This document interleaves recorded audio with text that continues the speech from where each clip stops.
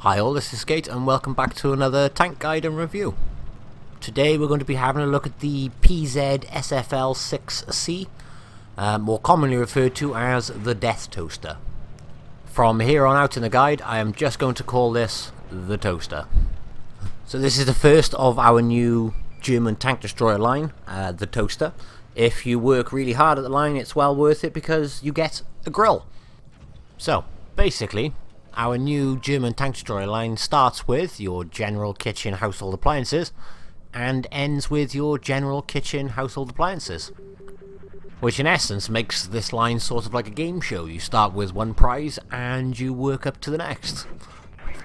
And don't worry about the toaster's yours. The thing is though, we don't want the bottom prize, we don't want the toaster, we want the all-singing, all-dancing grill, which not only will take care of my bread for me, but will take care of my bacon and my sausages.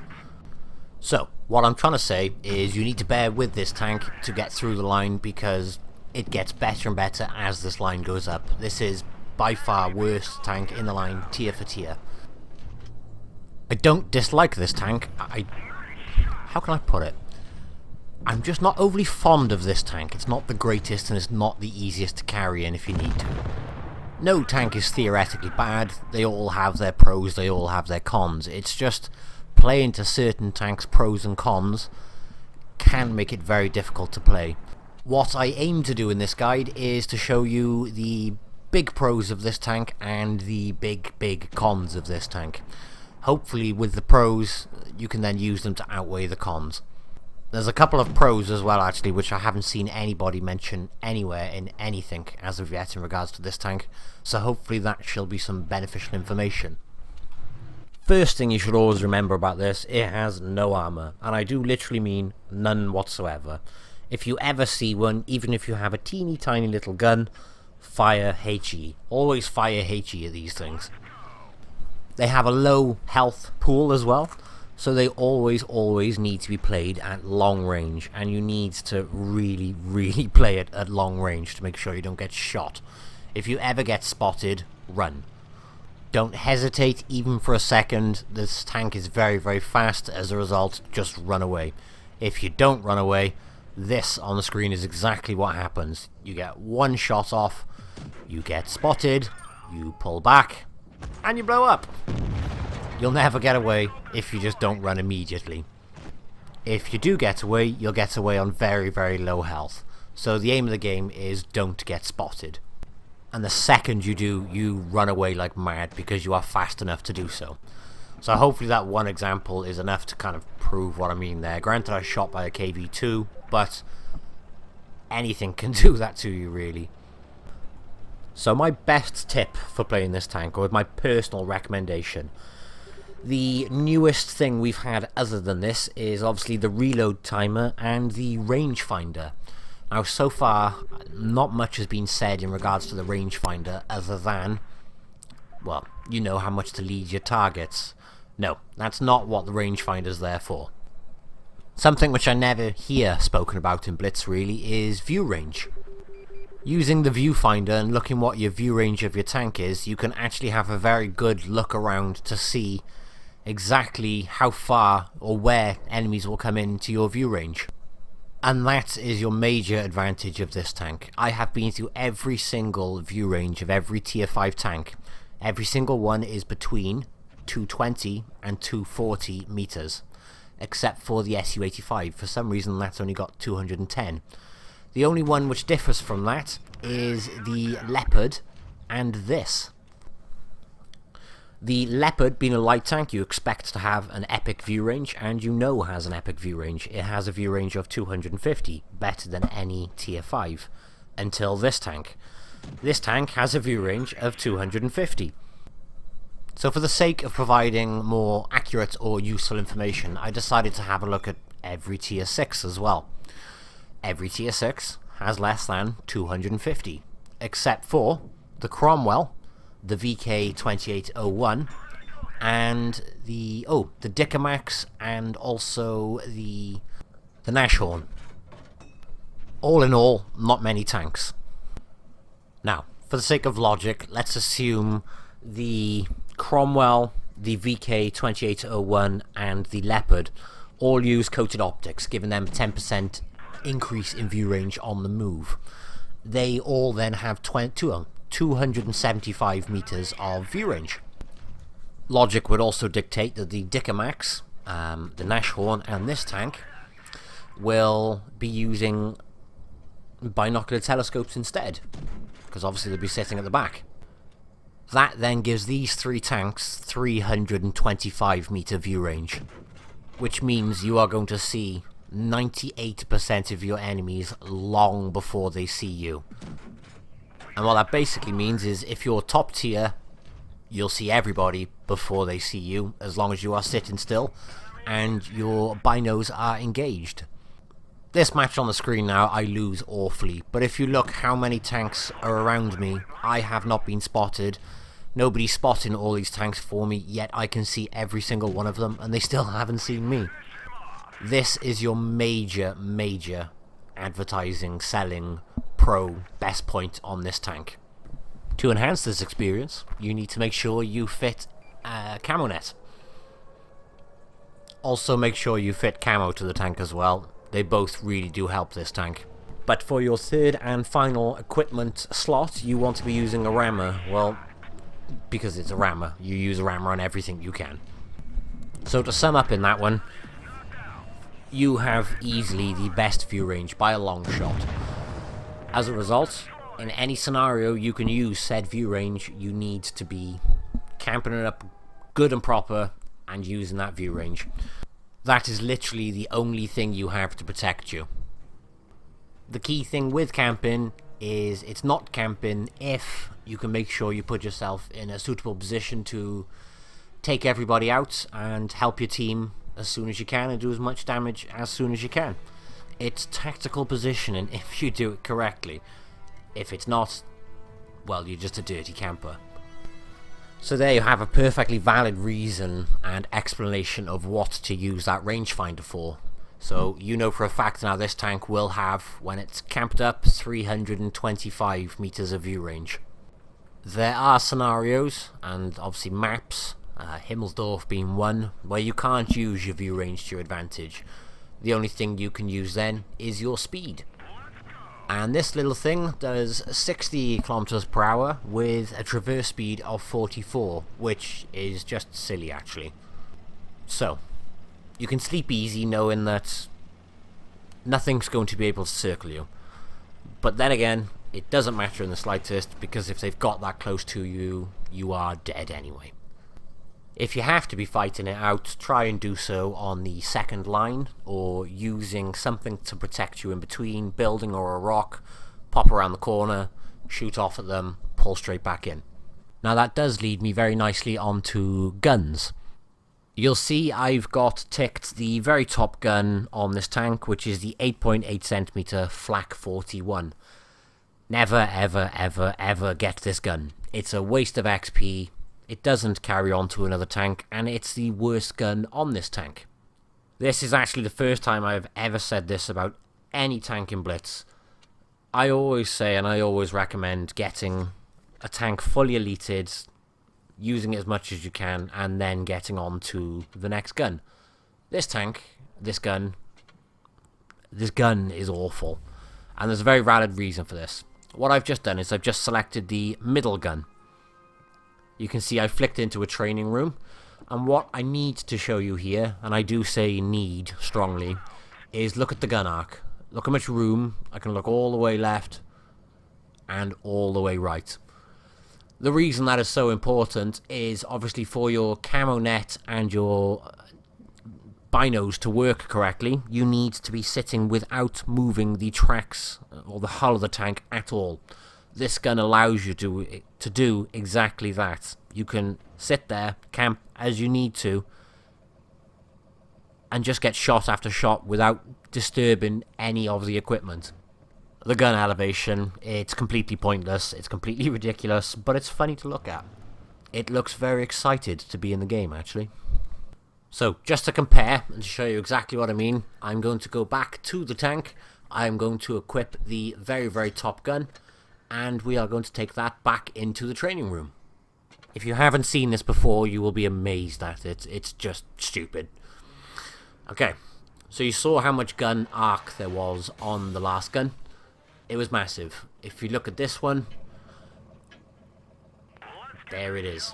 You'll see the red headlines. That's exactly it. That's how much gun traverse, elevate, no, it's not even elevation, sorry, how much gun traverse there is on this.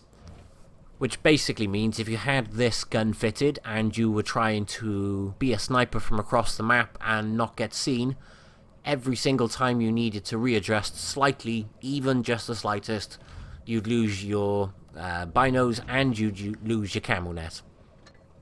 Which means you can't, or rather you lose your advantages of your view range. And also, before I went on to this topic, I mentioned if you have to fight, you need to protect yourself by popping around corners. You can aim the gun further around the corner, exposing your tank for a shorter period of time with the other gun because it has such a massive gun arc.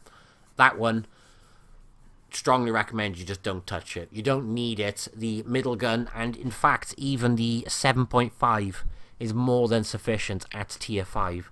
And the aiming time on that 7.5 actually is just ridiculous. My first mastery in this tank was actually with the 7.5. It's just a crazy gun actually. So it's not a bad grind as long as you, as I said, using it to the advantages. On the circumstance though, go for the 8.8, the first 8.8, the flak 37, L56, and don't touch the flak 41. It's just a waste of credits, and it means you're stuck on this tank for longer. So, assuming you're going to be using the second gun, you're going to want 36 AP, 6 APCR, you don't really need it, the penetration's more than sufficient, and you are going to want 18 HE. The HE probably won't be all that useful, or as useful, in a few months' time when people calm down and stop playing all the new tanks. They'll probably only be beneficial for, well, lower tier medium tanks and light tanks. At this point in time though, with so many of these things flying around, you're going to want plenty of HE to just two-shot them basically. They are, in my opinion, the most important things you need to remember with this tank. Now, I've got 2 games to show you. This first one, I literally wanted to throw my pad at the wall after it. I do make a very fatal mistake in this one, but I still wanted to include it because A, I think it gives a perfect example of how this tank sadly needs to be played to do successful, and B, basically just to show you my screw up, which, watching it back myself, was just awful. I missed one shot. I missed more than one shot throughout the game, but there's this one vital shot I miss, which is a complete game changer. It's entirely my own fault, but yeah, I still think it's worth showing you. So, as I've mentioned already, you need to get this tank in positions where you can cover people, and this position where I'm in right now, my binos and my camo are already kicked in, and I will be providing brilliant cover fire from here in theory because I'm in a nice high spot. That crazy gun elevation also works very well by here, which is an added bonus because I can pretty much aim to sit here the entire map, or the entire match. Now, a couple of things I haven't touched on really is this tank doesn't have much gun depression, but the fact I'm aiming down here means I've given myself gun depression, and because it's got such stupid gun elevation, it's never going to be an issue looking up at enemy tanks. The other thing I haven't really touched on as well is obviously it's very fast, but it's like a damn mountain goat. It'll go anywhere, so any high spot you think you need to be getting at, go and have a go. Go at it full pelt, full speed forward, and if you can't, turn around, reverse it up the ramps. It's very beneficial to get this high. At this point in the game though, I haven't really done a great deal to help anybody. That leopard coming out now is 431 meters away. And it wasn't a leopard actually, sorry, it was a luchs, and I did hit him. There was only a little bit of show him, but I know I did hit him. You'll see when he comes back, he's no longer on full health. Obviously that cove was at 562 meters, so the accuracy in garage isn't showing up as the greatest, but it's not bad in the slightest. A tier 5 shooting at tier 5 tanks, so there you go, you can see that luchs now. We did take a hell of a chunk of his health, but it's a more than capable gun. It's a brilliant gun actually. It's just sadly stuck to a bad tank, or an odd tank to play. Now, being as I am not really doing much right now, I will tell you another funny, stupid thing I did. My first mastery I got in this tank, I wasn't recording. I literally decided, right, I'm going to have one quick game before I go to work, and I ended up doing 2,700 damage, getting my mastery, and not recording. Which I was a little bit ticked off with. Same here, actually. I'm never abusive in chat, but somebody was a bit sarky towards us, so I was a little bit sarky towards him. He basically pointed out that, hey, campers, they're all over here. So I just pointed out that I did not notice this. But, in all fairness, why would you go that far ahead when you know you have 4 tank destroyers on your team? In my opinion, the logic would have been to gone left in this scenario, because then he could have taken advantage of 4 tank destroyers lining up behind him. I have taken a fair few speculative shots in this match as well, and I continue to do so, and a good few of them hit actually, because I do take a fair bit of their damage off. But at this point in time, a bit of their health loss, sorry, not damage. At this point in time though, it is 4 to their 7. They are winning by a hell of a lot. I try to help my platoon buddy with that leopard, sadly a little bit too late, and she dies. Which basically leaves me and 2 other tanks. So there's 3 of us tank destroyers left versus them 7. Now they're obviously well overpowering us, so as a result they do rush in, which allows me to put my superior view range to good use. This shot goes slightly off, sadly tracks him. I'd be much happier if that did some damage, and I got him killed a little bit earlier. Now he disappeared from my view range then as I shot, but we can pretty much guarantee that one did go in. So we've evened up the scores a little bit. They've both got 1 kill each, which puts us on a 3-5 situation, which then allows me to then help with this leopard by here as well. You'll notice I loaded the HE then as well. Main reason I loaded the HE, not for that shot, although I was very happy with that shot, but the main reason is the front of that leopard can be quite troll sometimes, so the last thing I wanted to do was bounce an unnecessary shot. I did shoot HE at that tank. I was kind of hoping that I would not hit the spaced armor. The one place I would have done such a low damage roll, and this luck shot, by the way, very pleased with this one. I don't know why I was so happy with that. So we were on a 2-on-2 situation, we're now in a 2-on-1 situation. It's me versus the 2 medium tanks. So I know I will spot them first, and I know I've got enough time to stay here for a little bit longer, so I do stick around just to see if they come chasing me. Which one of them does, and said one can't see me, but I can see them. And oh, sorry, I did say 2 medium tanks earlier, one was a VK301. Now at this point in time I decide that Chinu is probably going to run away, and I have full health, virtually. He does not. As a result, I think the best option is to go and kill him. Obviously you can see my enemy team raging like mad there. Nobody likes to be shot by a blind tank. Now this is where I screw up. I got 1 shot in, he is a 1-shot, I screw up my shot. That 1 shot means he loads, look how quick. I was literally split seconds away from shooting him again. So I lost that match due to my own screw up and dunking that shot. I was raging after that match because I screwed up so badly over something so stupid. But I thought you may find it funny to laugh at me in that situation, and rather than see me put up an ace game, see me put up a potentially ace game. I think that would have been an ace looking at the damage on it. So yeah, as I said, wasn't happy with that one. But that does remind me actually, One thing you will find a lot in this tank is you will get raged at a lot. You'll get called a camper a lot, and, well, you are camping, but that's not a bad thing. Don't go rushing off just because people are raging and calling you a camper if you're in a good spot. That is how you play this tank. This is a dedicated sniper. It's a dedicated camper. That's exactly what it's built for.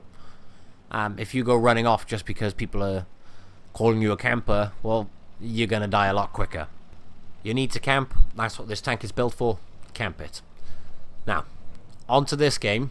You'll see me and the Nashorn are basically covering the desert because, well, I know I'm going to see the mediums before they see me.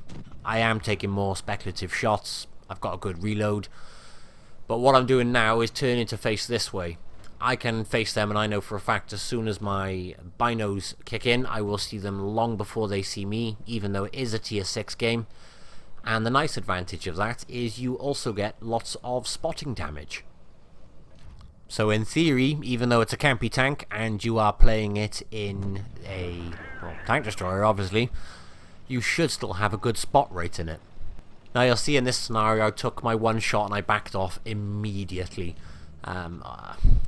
You could see actually the T-34-85 had a derp gun. Now in any other scenario I would say, what an idiot, why have you got a derp gun on a T-34-85?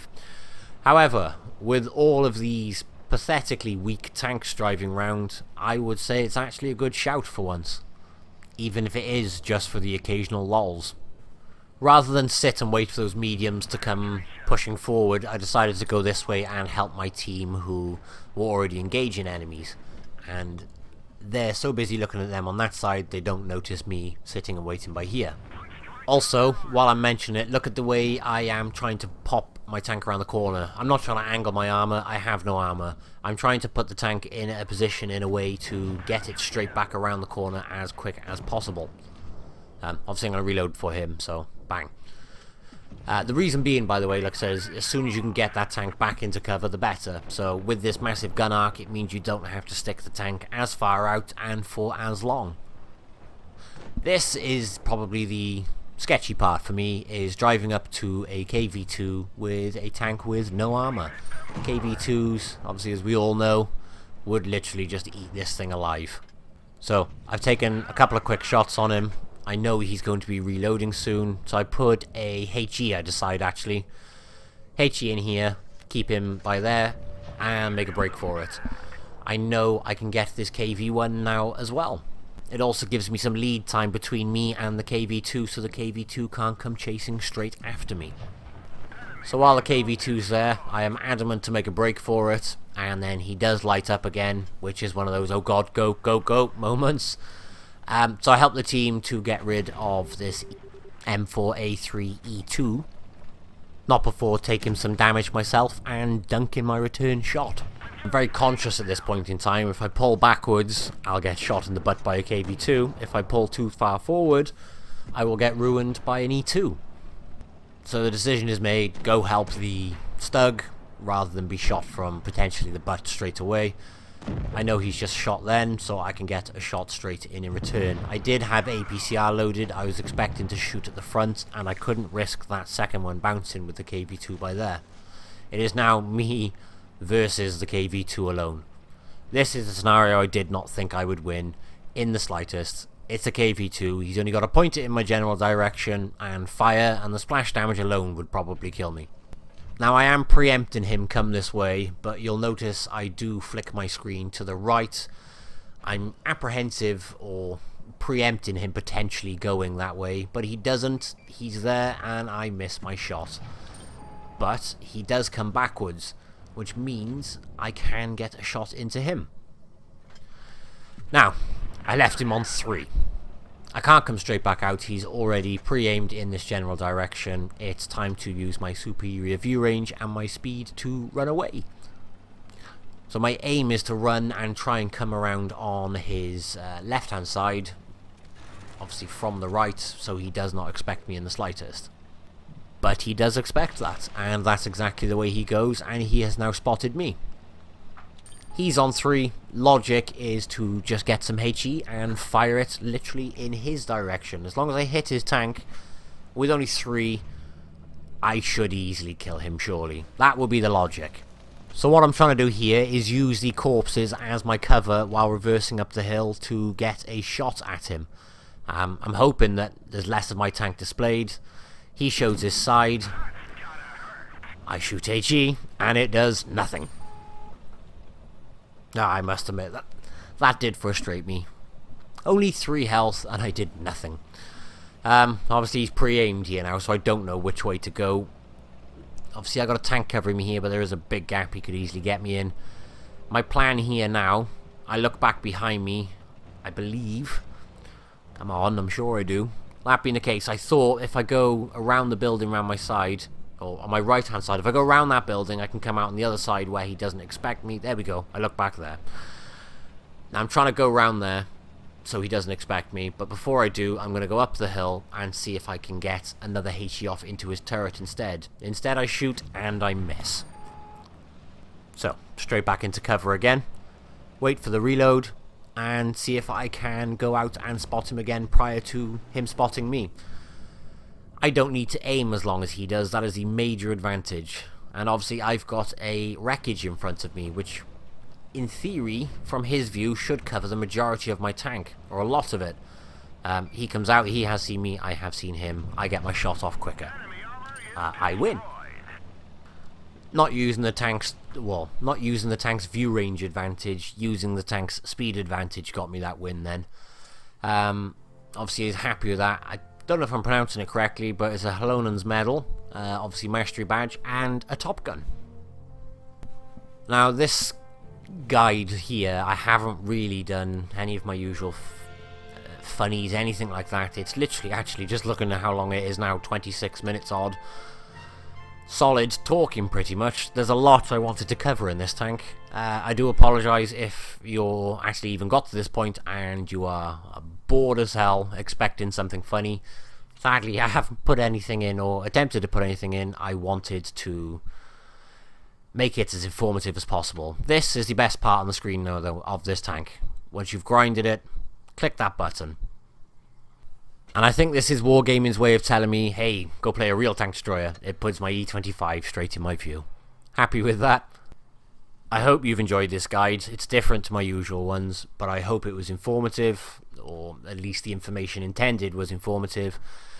And obviously it was useful. I have fun with the tank, guys. It's not the best tank in my opinion. In fact, it's not a very good tank in my opinion. It's alright.